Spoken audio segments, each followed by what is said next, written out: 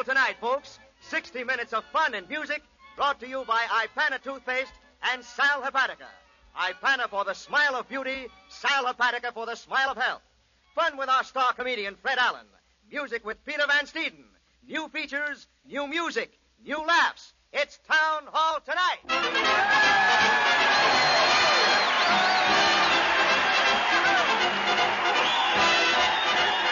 Listen to that crowd cheer Fred Allen as he heads his weekly parade to the old town hall.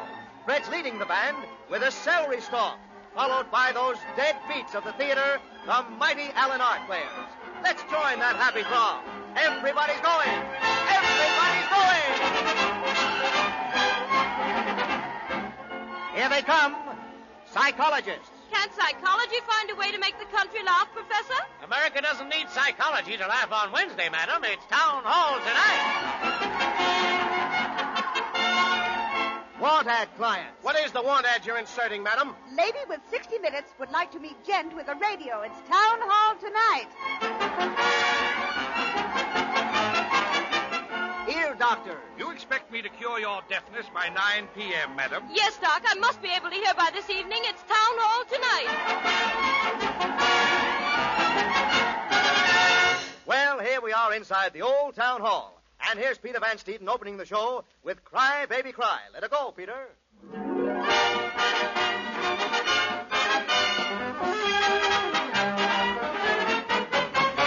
Cry, baby, cry.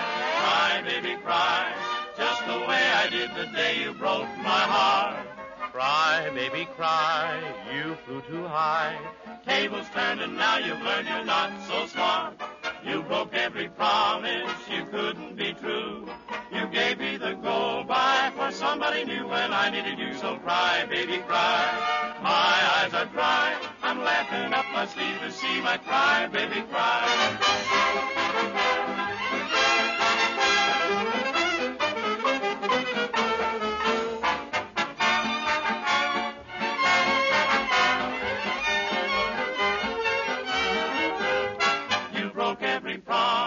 You couldn't be true. You gave me the go-by for somebody new when I needed you. So cry, baby, cry. My eyes are dry. I'm laughing up my sleeve to see my cry, baby, cry. Presenting that mad, merry mountebank, mumbling mealy mimicries, mouthing mighty manifestos, muttering multitudinous microphonies, Manchester's mummer, Maine's Mickey Moose. What's his name again? I'll have it in a minute. Maine's Mickey Moose, Fred Allen in person.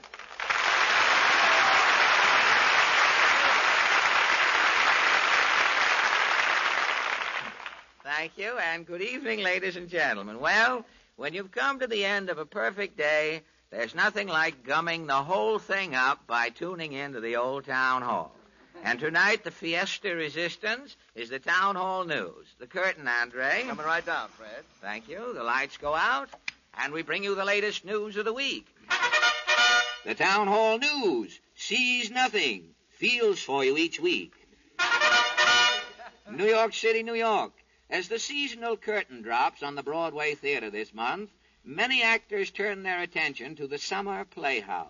Little theater groups spring up in barns and haylofts around the country, affording a haven for actors, producers, and directors when activity in the Broadway Theater practically disappears. In an effort to get the lowdown on rural theater outlook for the coming summer, Town Hall News interviews several theatrical nobodies identified with obscure bucolic enterprises in past seasons. First, a theater promoter from Jersey, Mr. Neptune Fegg.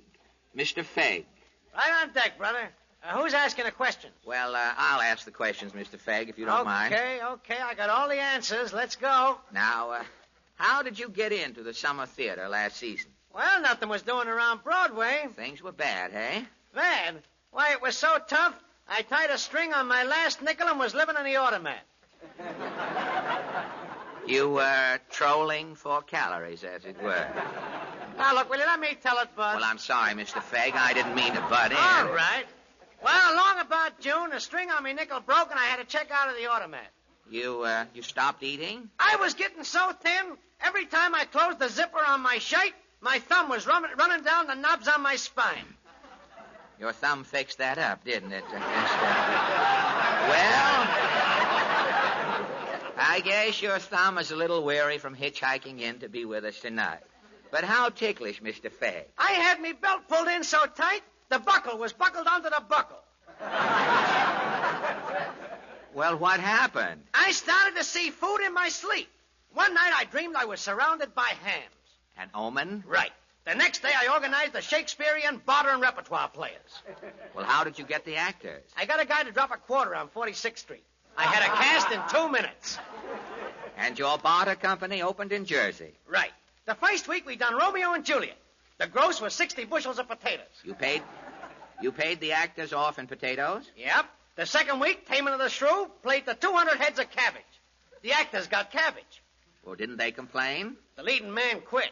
He was a meat eater. Well, how was business during the rest of the summer? It was hit and run, brother. Then came the drought. Well, did that affect your receipts? And how? The fifth week I counted up, I thought we had Brussels sprouts. And? They were stunted cabbages. That was the beginning of the end. You finally had to give up. When farmers started planking shrunk peas down at the box office and saying they was drought cantaloupes, I laughed. What became of your actors? I often wonder, brother, I often wonder. Well, look around. They may be on the program, and thank you, Mr. Neptune Fay. Next, a tragedian who has said farewell to the summer theater for all times, Mr. Gaffney Leotard. Mr. Leotard. 3 seasons as Dr. Clitterhouse in the amazing Dr. Clitterhouse. But the amazing Dr. Clitterhouse only ran 1 season, Mr. Leotard. I rehearsed 2 seasons before I opened. You're a slow study, I see. But what about your summer theater experiences? I was engaged to appear with the sock and buskin players at Leafy Dell, Vermont. At Leafy Dell, one of my favorite spots. Did the group have a theater? They were presenting a season of Ibsen in a bus terminal. Ibsen in a bus terminal? I, Gaffney Leotard, flaunting my histrionic wares in a bus terminal. If Sir Beerbohm Tree but knew, he would blossom in his grave. Well, did the buses interfere with your performance? In the second act, I, Gaffney Leotard, had to walk upstage while the Greyhound bus for Boston passed through the set. You mean this went on every performance? No matter what the play, always in the second act, Gaffney Leotard gave stage for a prairie gondola. 3 seasons with the amazing Dr. Clitterhouse to end up stooging for a bus. Well, couldn't you time the bus's intrusion? Yes, I finally wrote in a cue for the bus driver. And everything was all right. No. The second week, the bus started getting a reception. With Gaffney Leotard on stage? Yes, 3 seasons as the amazing Dr. Clitterhouse. Oh, the futility of it all. My exact words to equity. But Gaffney Leotard had his revenge. Good. What happened? The third week we were playing the Wild Duck. The bus drove on in the second act. Yes. The bus got a terrific reception. The bus driver got out to take a bow. Yes. While the driver was bending over, Gaffney Leotard mounted the bus and drove out of the summer theater for all times. Huzzah! That was the audience's reaction, yes. Thank you. 3 seasons with the amazing Dr. Clitterhouse. And you were going to the dogs. I took the Greyhound, yes.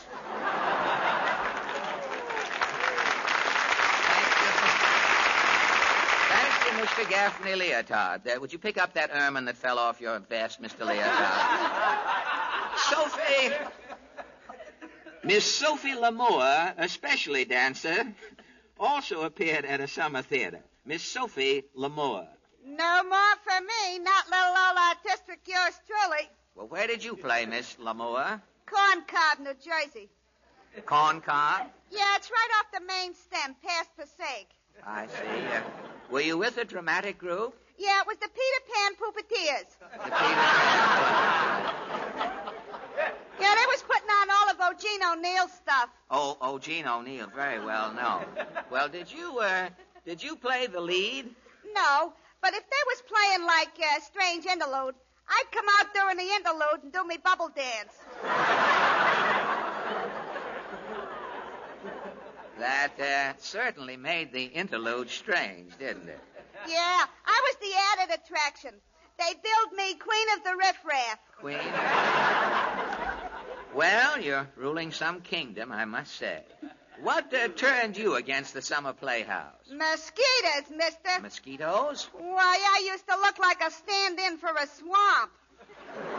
Well, couldn't you swat them? Doing a bubble dance? I got 3 hands, maybe? Oh, yes, of course. Say, it's fortunate for you artistically that the mosquitoes... Didn't break me bubble? Uh-huh. Oh, I was too smart for 'em, mister. You resorted to chicanery? And how? I buttered me bubble. You buttered your bubble? Yeah, their stingers kept slipping off. Some scared. You ain't so bad yourself, big boy. Thank you, and get out, Miss Sophie Lamour.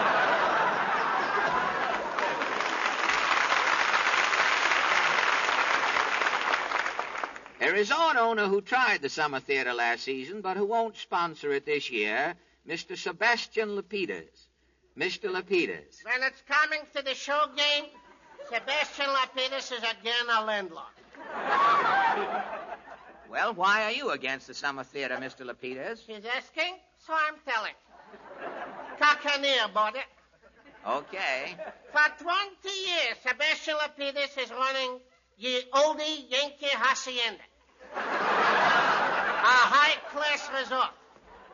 You are catering to a summer clientele? Catering, that's another business. Lapidus is running a hotel. I mean, you have a vacation resort. Communing with nature by Lapidus is compulsory. Lapidus is giving boating, with bathing, dancing in the pines, with 3 meals you couldn't eat. And for what it's costing you, I am losing money. Well, how do you keep open? Well, confidentially, I am living here personally on the cove. Oh, I see. But what about the theater? Well, last summer, my wife is insisting the nights by the guests is up as dull.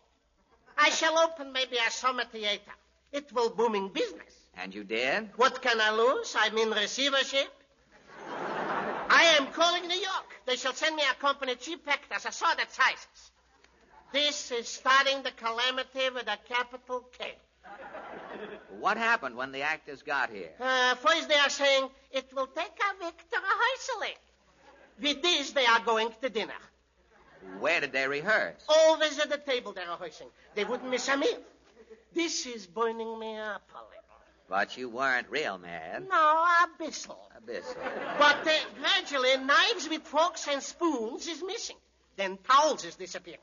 Finally, I am catching an actor bootlegging butter. Did you take any action? Not yet. Something tells me laying low, Lapidus. One day they will going too far.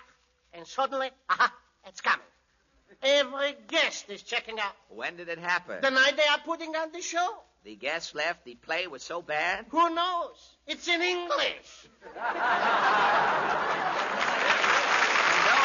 and thank you, Mr. Lapidus. But in spite of this and that, the summer theater will again flourish this year, and many a tragedian playing Shakespeare in a barn will be pleasantly surprised at the instant service he receives when he reads these lines. A horse, my kingdom for a horse.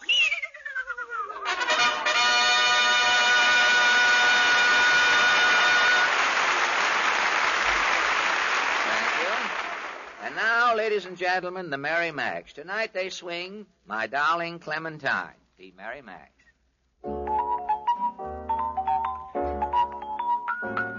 In a cavern, in a canyon, excavating for a mine, dwelt a miner, 49er, and his daughter Clementine. Oh, my darling, oh, my darling, oh, my darling Clementine, you are lost and gone forever, dreadful sorry Clementine.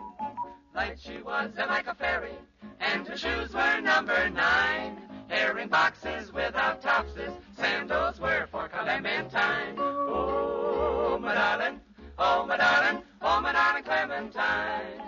You are lost and gone forever, awfully sorry Clementine. She was sweet and only 20, and she promised faithfully to be mine. But she went away and left me. Now I'm blue and all alone. How I miss my Clementine. Oh, oh, oh, oh, oh, oh, oh, oh, oh, my darling Clementine. You are lost and gone forever, ever and ever. Terribly sorry, Clementine. Oh, how I miss her, oh, how I miss her, oh, how I miss my sweet Clementine. She's gone away now, so far away now. She's gone away, my sweet Clementine. Oh, how I miss my sweet Clementine.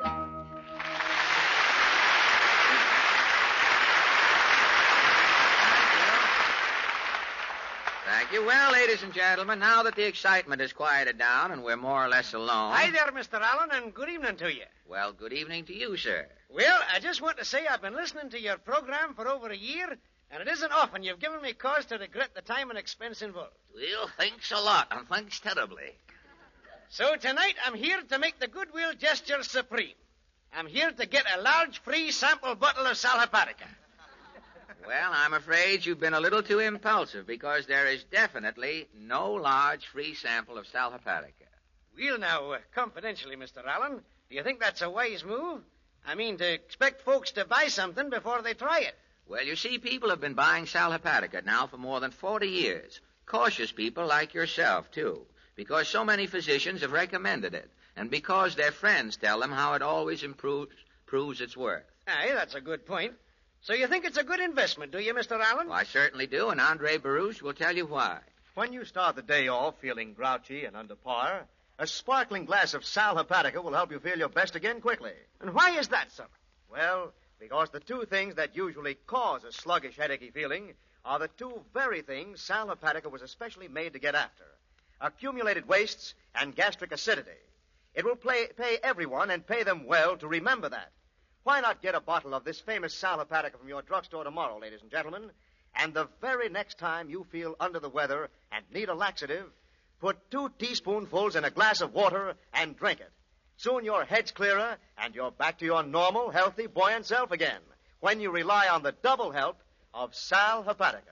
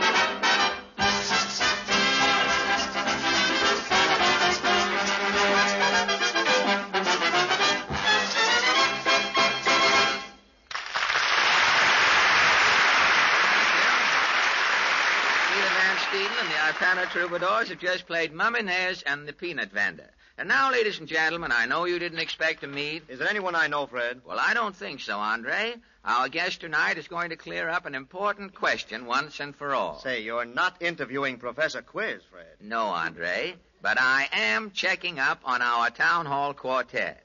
You know, every spring and fall, the boys show up around here with hunting suits and guns. The minute the program is over, they rush out of the studio, apparently to go hunting. Hunting what, Fred? Who knows? All I've ever seen them bag is the knees of their pants. But something tells me they couldn't even corner a field mouse in a sugar bowl. And tonight I'm going to find out. Well, how, Fred? Well, I've invited the fellow who acts as the guide for the boys on these futile backwoods treks to drop in and give us the lowdown. Oh, swell. Our guest tonight, Andre, has spent his entire life up in the woods. He's an expert guide and an authority on matters that concern the Nimrod and the amateur manipulator of rod and reel. And so tonight, ladies and gentlemen, I know you didn't expect to meet that man about trout and deer, Mr. Ray Smith.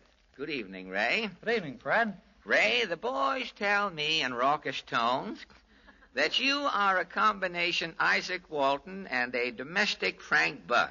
Well, if you're talking about hunting and fishing, Fred, that's my business. Well, you certainly look like the perfect woodsman, Ray, with your bronze complexion. Well, I'm part Indian, Fred. My grandfather was half Cherokee. Say, you know that my great-grandfather was part Indian, too, Ray? He was low man on a totem pole many years ago. I never heard of him, Fred. Well, no, you wouldn't hear of him, Ray. He never amounted to much in the better Indian circles. He used to sneak off and sell transfusions. Get a little blanket money, you know. He finally ended up a half-breed and was chased out of the tribe. And that's really why I look so anemic tonight. Oh, you don't look so bad, Fred. Well, I have got a little color this evening, Ray. I picked up a slight windburn at a conference this afternoon. P.W. turned on me suddenly. I wasn't prepared. But tell me, Ray, where do you do your hunting and fishing? Around Phoenicia, New York. Phoenicia? Yes, it's up in the Catskills. Well, I thought the Catskills were so overrun with tourists and social directors these days that the only game left up there was pinochle. But you can bag plenty up my way, Fred. Well, I don't really know much about the country, Ray. The nearest I've ever come to really getting into the woods was the summer I spent 2 weeks helping a window dresser at Abercrombie and Fitch's. But say, how is the fishing around Phoenicia? The best in the country, Fred. Our waters are stocked with 100,000 trout each year. 100,000 trout. Haven't you ever been trout fishing, Fred? Well, no, Ray. I've never fished for trout, but I have fished for eels. I never have any trouble catching eels. I just go way back up the river and throw a box of starch in the water. You see, the eel stiffens instantly. Then I follow him down to the first bend in the river. The eel can't make the turn. He swims straight on up the bank, and I pounce on him.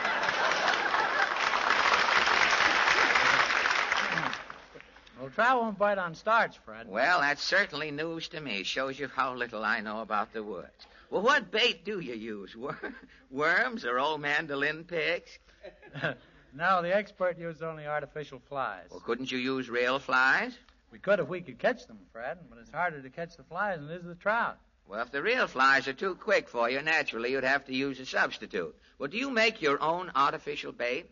Yes, Fred, I tie about 12,000 flies a year. 12,000 flies. You know, that's more than the Brooklyn outfield will drop this season.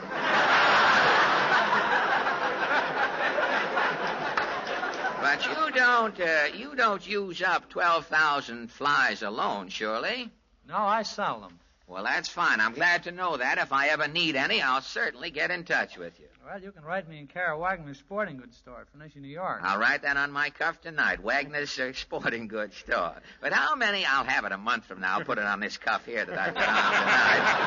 But how many trout do you think your flies fool annually, Ray? Well, I don't keep books, Fred, but I guess thousands of them. You know, I often say a fish is like a bad actor. If he keeps his mouth shut, he'll never get the hook. But enough about... I have special little jokes that only Uncle Jim laughs. You hear Uncle Jim? That was a little fish joke for Uncle Jim. But enough about my first appearance on the stage. How big do trout run up your way? Well, they come as high as 7 pounds. The biggest trout I ever caught was 6 pounds, 10 ounces. Well, is it true that some fish are foxier than others?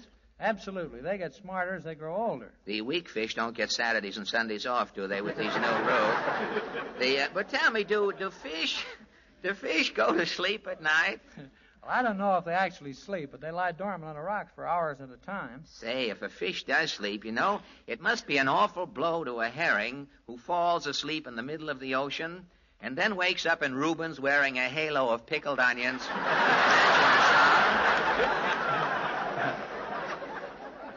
Well, I wouldn't know, Fred. Well, naturally. But you've made trout fishing sound so interesting, Ray. I'd like to come up and join you sometime. Fine, Fred, but if you get tired of hunting, I'll take you hunting. Well, wait a minute. Now, let's get... Which am I going to do? If I get tired of fishing, you'll take me hunting. Well, I'll take you hunting. Oh, we could just skip the fishing and go hunting and then have more hunting later, you see. Sort of a double-decker. Well, I wouldn't mind going hunting. I'll get some dental floss, put on my bow and arrow. There, I can do it.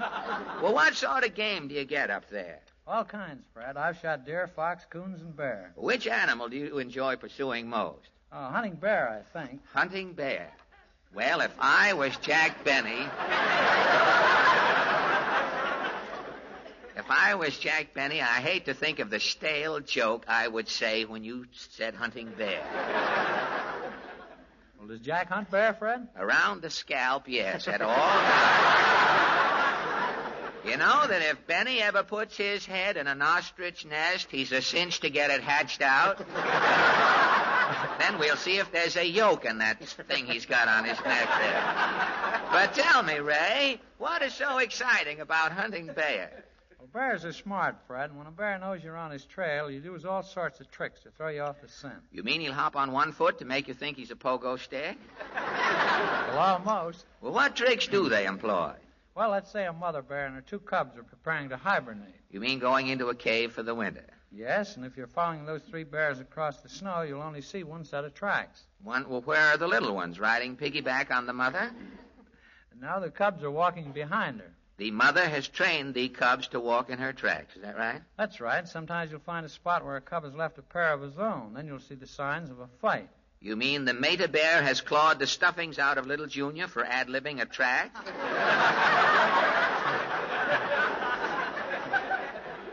That's right. Well, are bears ferocious, Ray? Well, a black bear is more afraid of man than the man is of the bear. Well, now, wait a minute. Don't speak too loosely. That might not work out in my case. I might just be the exception. But in all of the time that you've hunted the resourceful Bruin, has one of them ever given you a good scare, Ray? Only once, Fred. What happened? Well, I poked my nose in what I thought was an empty cave. And? Well, just as I poked my nose in, the bear poked his nose out. What did you do, Ray? No, about 60 miles an hour, Fred. 60 miles an hour. Well, that's not bad without leaving the ground. But before we break up this gamey conversation, Ray, I wish you'd answer a question for me. I'll be glad to, Fred. Well, I know the boys in the Town Hall Quartet, Tubby, Scrappy, Len, Bob, and Ken, go up hunting with you every year. Now, this is, come a little closer, Ray. This is off the record. What kind of hunters are the boys? Well, confidentially, Fred. That's all I wanted to know. And thank you a lot for this little visit. It's certainly been a pleasure to take this verbal ramble with you in the woods. Thank you, Fred, and good night. And good night, Ray Smith.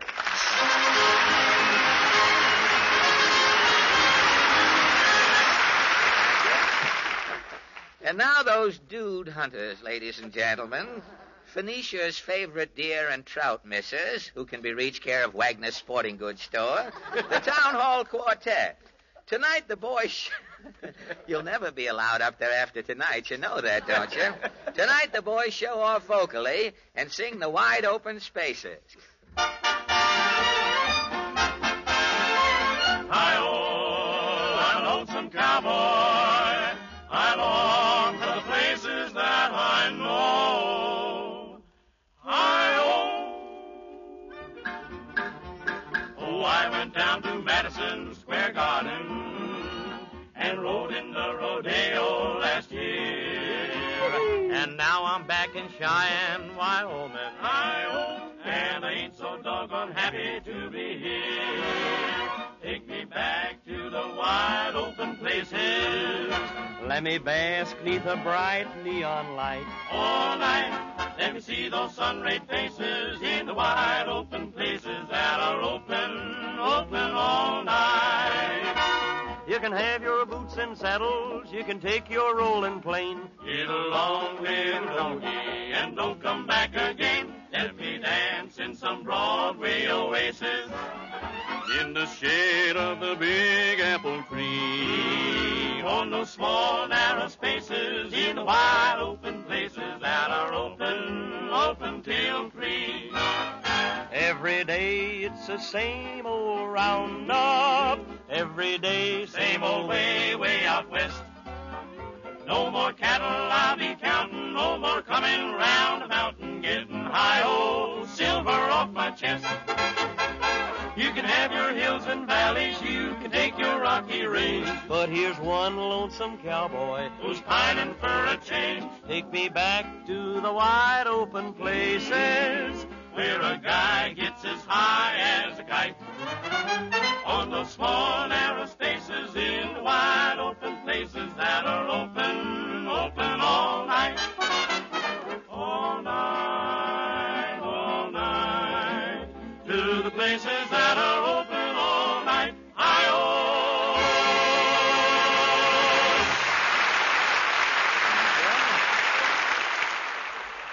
Thank you. And now, ladies and gentlemen, I want you to meet an old friend of mine, Sonny Boy Hawkins. He used to be a headliner in vaudeville, and now he's a Broadway producer. You are putting on shows now, aren't you, Sonny Boy? Yeah, I figure it's a nice, clean way to lose your mind. Things are not going so good? Oh, I got a play and the money to produce it, but up until yesterday, I couldn't find a girl to play the lead in it. Why, Sonny Boy, New York is full of girls. Yeah, and I've seen 'em all. Either they can't act or they got no But yesterday, Fred, a girl came in the office.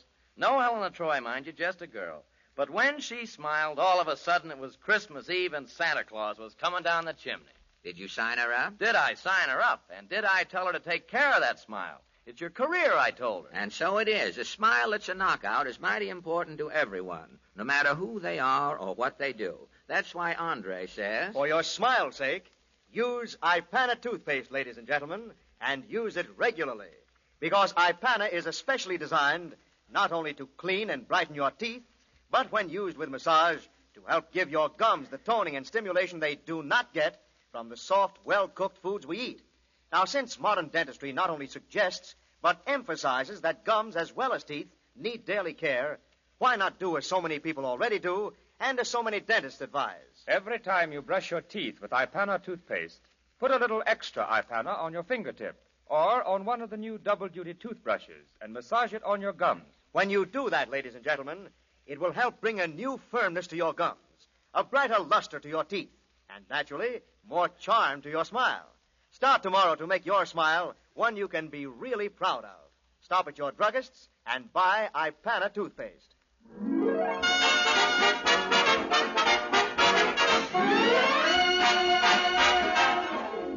Town Hall tonight continues immediately after a short pause for your station identification.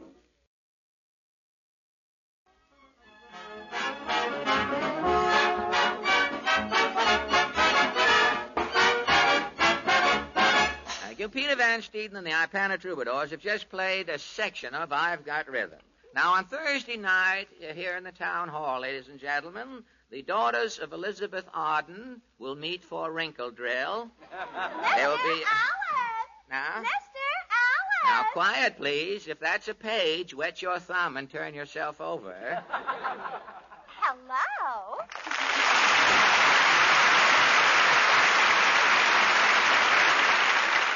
Thank you. Well, sir, what am I? Well, sir, they... What are you laughing at? You've been looking. There is a joke on the next page. I don't mind there, but here there's nothing I see. Well, sir, I'll prove it in just a minute. Well, sir, they laughed when I said I'd let the cat out of the bag. They didn't know I was going to rip the vacuum cleaner wide open. See, I told you it was nothing. I could have told you before. If it isn't Portland. Yes, I just got a postcard from Harry Von Zell. Harry Von... Say, that name sounds familiar. Oh, you're joking. You know Harry Von Zell. Harry Von Zell. You don't mean that fat guy who used to wave the applause card around here every time he said anything? You know who I mean. Well, all right. If I know, I know. Why don't you get your voice leveled out sometime? It's going uphill and down dale there. But what does Harry's postcard say? It says, Dear Portland, see the postcard I sent Andre Baruch. Ha ha. What's that ha-ha? I don't know. Oh, here's a P.S. It says, this ha-ha is a laugh for Fred. He can probably use one. Oh, yes? Nobody has to mail in any laughs to me. I can get them at the source, all right? Oh, hello, Andre. Did you get a postcard from Harry Von Zell? Why, yes, one came this morning. Say, Harry must be way back in the woods. Why? Were there opossum tracks on the card?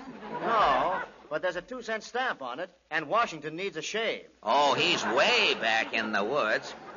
My postcard says to see your postcard, Andre. Yes, what has that bog buffoon got to say? My postcard just says... Wait a minute, let's get it straight. What did you get, a pot card here or a postcard? Might be a bundle. What are the... Any strings on it? My card just says that if you and Portland want a good laugh, see the postcard I sent to Peter Van Steeden. Gee, I wonder what Peter's postcard says. Well, let's find out. Oh, Peter. Yes, Andre? Did you get a postcard from Harry Von Zell today? Did I? Oh, boy. What does it say, Peter? I've got it right here. It says, Dear Petey. Von Zell and I are like that.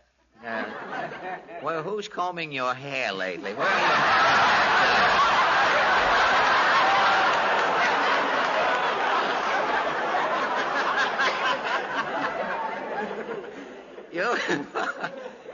You better get that hair down or the OC mop people can claim you in 30 days.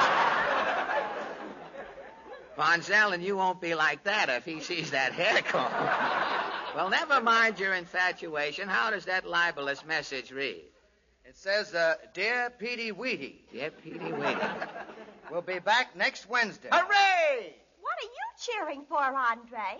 Say, that's right. I'll be out of a job, won't I? Why, you're apt to be with us for life, Andre. It all depends on this message. Go ahead, Frightwig Van Steeden. If that's sarcasm, go skin your teeth. Now, listen. Read that card before I fire you and your discordant gypsies and put a nickel piano on the program. Okay, if you put it that way. It's put and take, and I can put it. And I can take it. What does Harry say, Peter? He says, I heard the city is hiring men to pick up all the chewing gum on Broadway. One big heel can pick up that gum. What is Alan doing?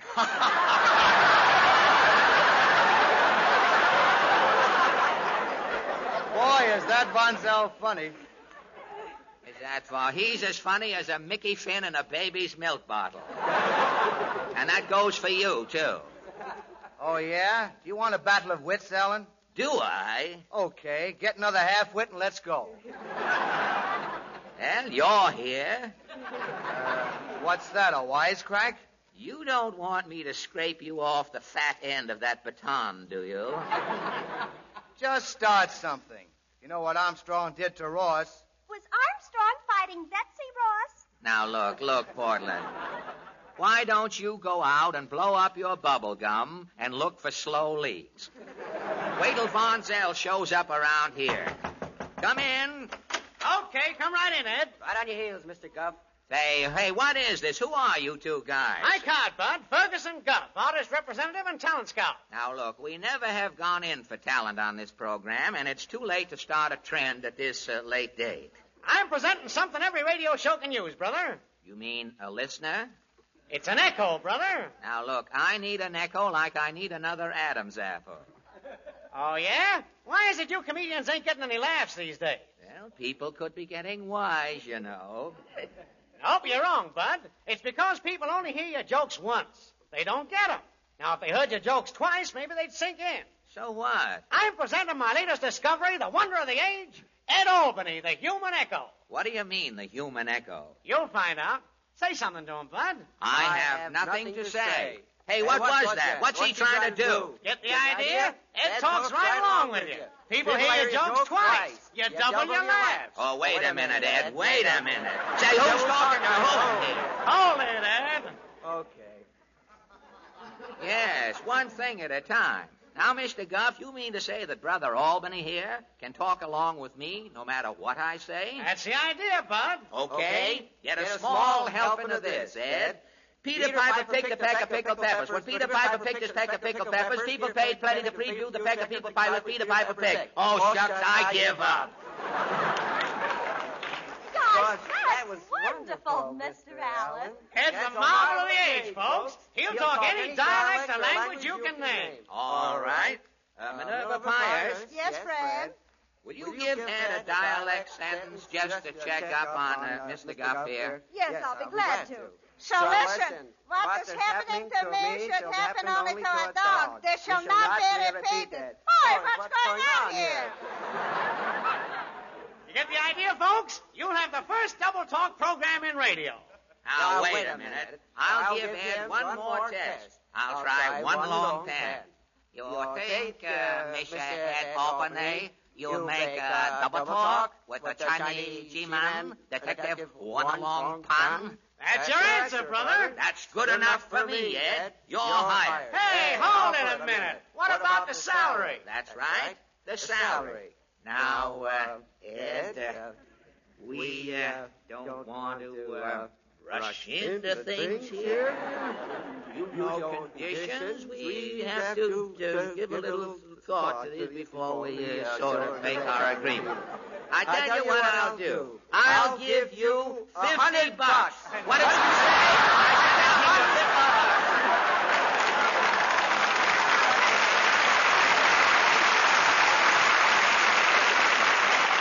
That's done it. Portland. I get it. Tally ho!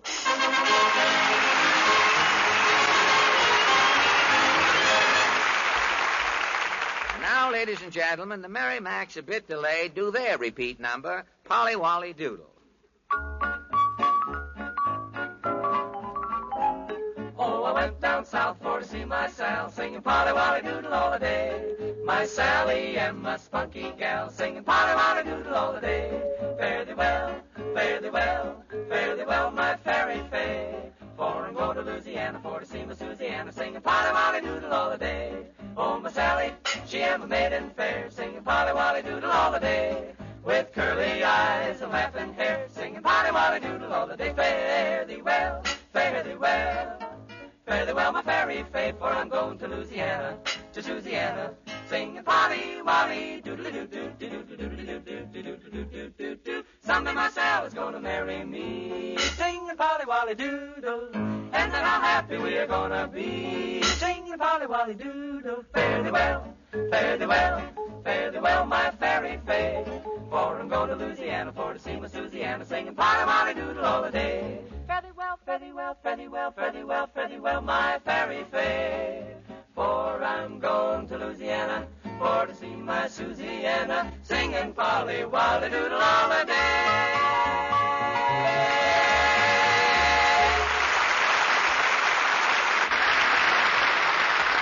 Tonight, ladies and gentlemen, following the popular trend in spring entertainment, we have a slight questionnaire for you in two parts. If you can answer no, honestly and sincerely, to the questions in the first part, you will be excused from participation in the second part. Question number 1. Do you ever wake up in the morning feeling grouchy and sluggish? Question number 2. Does your morning's work seem such an awful task that you fold up in the afternoon? Number 3. Do you feel dragged out by evening, too tired to romp with the children? Those of you who answered no to those questions may relax. The rest of you are invited to listen carefully to this next part. Whenever you feel under par, ladies and gentlemen, and need a laxative, a sparkling glass of Sal Hepatica will quickly help you feel your best again.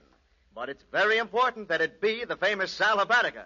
For if you take something with a laxative action only, you will be doing nothing to counteract gastric acidity, a condition usually present when the need for a laxative is indicated. So it may be some time before you feel like yourself again. But Sal Hepatica gives you double help, as so many people know and as so many physicians will tell you. As a laxative, Sal Hepatica brings you speedy relief. As an anti-acid, Sal Hepatica counteracts gastric acidity.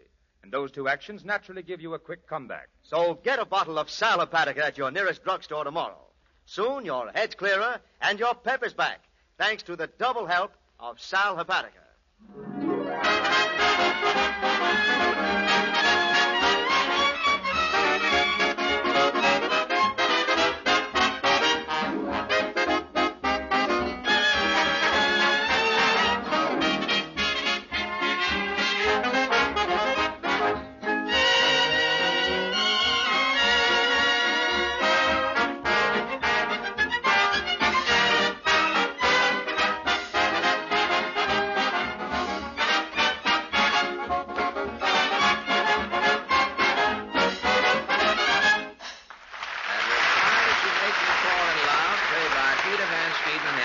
troubadours.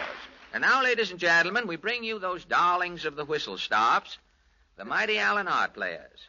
Tonight they foister on you a Tin Pan Alley episode called What's the Difference, eh? Or Alley, as long as it's a side street.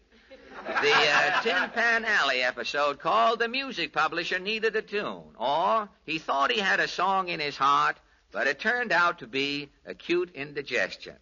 Overture, Peter.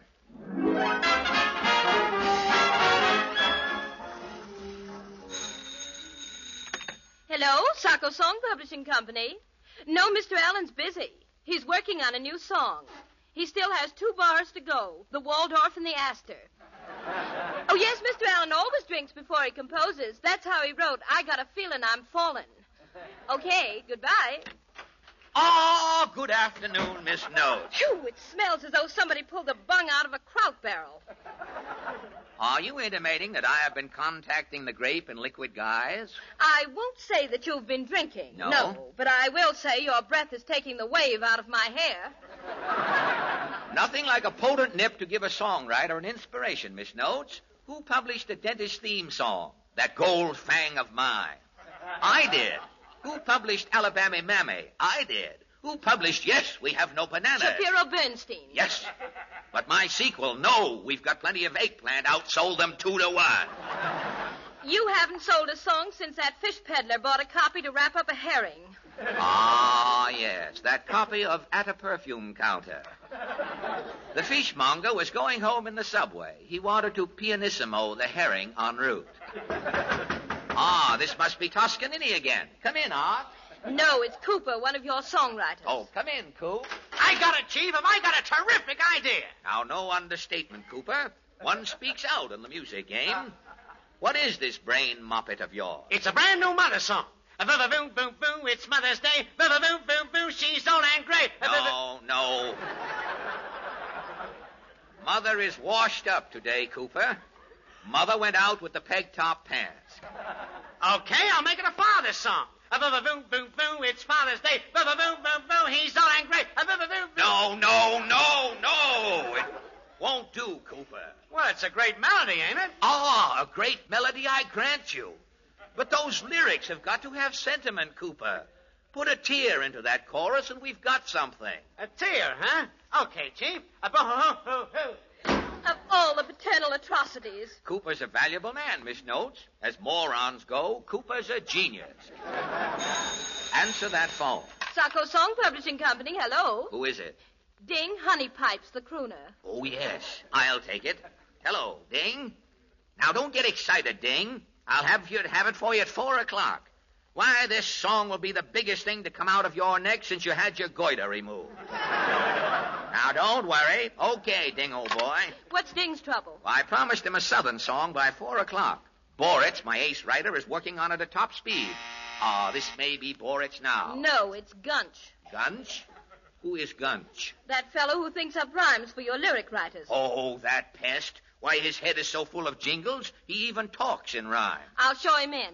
Come in, stupid. Hello, F.A. Can you spare a minute? I got something to say. Wait, I'll begin it. Never mind your rhymes, Gunch. What is it? I can't help rhyming. It's kind of a habit. It comes to me natural, like commuting to a Babbitt. Hurry up, Gunch. Come to the point before I throw you out of the joint. Gad, man, you're making a dead guess out of me. I'm used to speaking out without delays. Loosen up, tightwad. How about a raise? Gunch, you're through. Come on, Skid, do. That suits me swell. You can fill in your own rhyme. Why, that soggy Longfellow, asking for more money at a time like this. Take a song title, Miss Notes. Yes, sir. When your mare has turned to silver, will I be the Lone Ranger to you? Gad, what an idea. I got it, Chief. Now, see here, Cooper. Listen, F.A., I got the perfect Father's Day song. It's absolutely original, too. Well, how does it go? F is for the 5 spots he forks over. Forks over. A is for he's always in the way. He said he's Thank in the you, way. lady. A T is for his trimmings after drinking. H is for... No. H is for horse feathers, Cooper. Father sounds hokey. Make it a song about Dad, with plenty of goo. Okay, Chief, I'll give it plenty of goo, and I do mean goo. Goo, use plenty of goo. Something tells me there's a screw loose in this organization, Miss Notes. It could be the nut on top. I have no answer. Sacco Song Company. It's variety. What? My World's Fair song? My baby's blushing to be caught in flushing? What? It got so low it fell out of the hit parade? It's down in the want ads? No, I won't pay the want ad rates. Take it out of your paper. This may be Boris with that Southern song. Come in. Where's the boss of this off-key enterprise? Show me the boss. Well, I'm the boss, madam, if you stop brandishing that umbrella. I ought to ram it down your throat and open it up. You flatter my abdominal capacity, madam. If you have a complaint... I just moved into the apartment across the street with my parrot. We are not interested in true confessions, madam. This is a song publishing office. But that's just it. My parrot's been hearing your song pluggers. They're not blubbers, madam. They're not pluggers, some of them, but the word is song pluggers. My parrot's been hearing your song pluggers singing those swing songs. Yes? It's got him talking that way. You mean that your parrot is talking swing? Wait till I take the cover off his cage. Pretty Polly. Hello. Pretty Polly.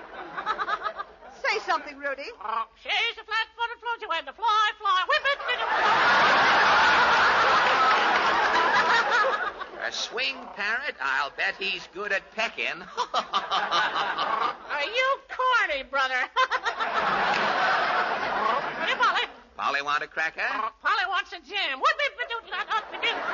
Why, you feathered upstart? I'd like to wet your neck and wring it. Send me, brother. I'm molten. Mama. Stop it this instant, Rudy. Bend down, sister. Bend down, sister. Oh, this is awful, and it's all your fault, lame brain. Well, I can't stop my songwriters from working, madam. And I can't stop Rudy from swinging. Well, you might. Quiet. I've got a line here. You might turn him loose and let him shag himself to death. Let's go. Let's jive. Well, the Audubon Society will hear about this. Come, Rudy. When the fly.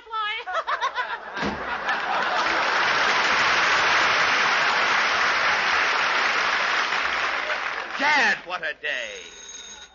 Hello? Ding, honey pipes? Yes, Ding. No, Boritz hasn't finished your Southern song yet. Now, don't worry, you'll have it by 4 o'clock. Yes, Ding. You bet, Ding. Okay, Ding. Goodbye, Ding. Almonds, Ding. What's keeping Boritz? Gad, if we don't get a Southern song by 4 o'clock, Socko loses honey pipes as a client. Why, we'll be bankrupt. At long last, Chief, I got it. Are you here with that father song again? Yeah, I switched it around like you told me, Chief. You made it a song about Dad? I'll dad him to death. Get a load of this. Dad, you ever see a dream of walking? Well, I dad. Dad, you ever see a dream of talking? Why, you redundant nincompoop. Ow! Let go of my neck. My brother's a lawyer. Then sue, bum. Ow! Gad, I haven't booted anything as true since the day I kicked off to Southern Methodist. Speaking of the South, what about Ding Honey Pipes? Gad, it's almost 4 o'clock. Hiya, Chief. Boritz at last. What kept you? Working on that Southern song, I got taken to the bluegrass in Kentucky, and it brought on my hay fever. Gesundheit, and Honey Pipes has been driving me crazy all day. Have you got his song ready? Almost, Chief. We've given Honey Pipes, let me see, South in My Heart, South in My Soul, South in My Mouth. What have you got this time? South in My Hair. South in My Hair. Terrific. His sponsor makes toupees. It's a great tie-up. The lyric is finished. I'll have a tune in 30 seconds. Now hurry, Boritz. We've got to make hay. Hey! Gad, it's 2 minutes to 4. 30 seconds to write a tune, and in another minute and 30 seconds, Ding Honey Pipes will be here. Here's Ding now. Stall him, Miss Notes. Tell him I'm out to tea. Oh, out to tea, are you? Well, take an orange pico with this. It's my contract, torn to bits. Now, Ding, keep your corsage on, old thing. Oh, I'm a nervous wreck. I've torn my gardenia to shreds, and I love flowers. Get the smelling salts, Miss Snow. Oh, never mind the smelling salts. Where's my Song of the South? Boric has it practically finished. Practically. I've got to sing it on the air tonight. Stop biting your nails. That red stuff will poison you. Oh. Chief, Gesundheit, and where is that song? Yes, Boris, where is it? I can't write the melody, Chief. Oh. You can't write the melody. No, somebody's stolen my copy of Beethoven's symphonies. But what has Beethoven got to do with South in my hair? I've been collaborating with Beatty for years. I polish up his melodies and fit them to my lyrics. Haven't you ever created a song yourself? I'm no hermit. I get lonesome creating alone. Look, it's 4 o'clock, F.A. You've broken your promise. I'm through. This is your fault, Boric. Socko Songs Incorporated will be through, too. I got the lyric all finished, F.A. But the tune. Yes, I can't sing a song without a melody. Well, hey, nonny. Hey, choo. Wait a minute, Ding. Boric, do that sneeze again. Oh, I can't right now, Chief. Sneeze, Boric, or I'll go haywire. Hey, choo. That's it, Ding. What, that sneeze? That's your melody. Listen. Ha, ha, ha, ha. South in my hair.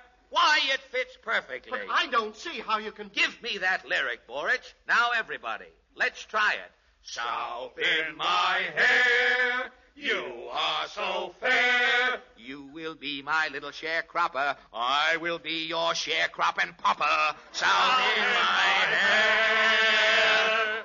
Gad, what a rondelay. Oh, you're a genius, F.A. I'll make this another by mere bistou.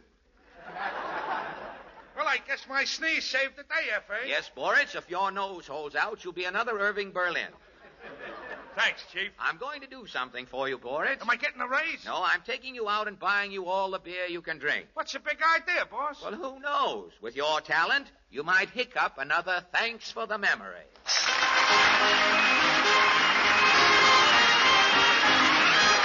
Now, ladies and gentlemen, before we present our little dandy preview of next week's giant attractions, I wish you'd all tie a big piece of string around your radios so you'll be remember to be with us again next Wednesday. And Andre would like you to tie 2 smaller pieces of string around your fingers. The first, to remember Ipana, a toothpaste that will help you to brighter teeth, healthier gums, and a more attractive smile. The second, Sal Hepatica, so that whenever you're sluggish and headachy, this famous mineral salt laxative can help you feel your best again quickly. Remember to get Ipana, Sal Hepatica at your drugstore. Thank you, Andre. And don't forget, ladies and gentlemen, next Wednesday evening, Town Hall Tonight brings you comedy. Drama. You fool. Do you want me to lose my head? No, lady, I'll get you another bag for your cabbage. People you didn't expect to meet. A young lady who designs and makes scarecrows. Unless you're an old crow and crow, tune in next week. And music. Good night. This is the National Broadcasting Company.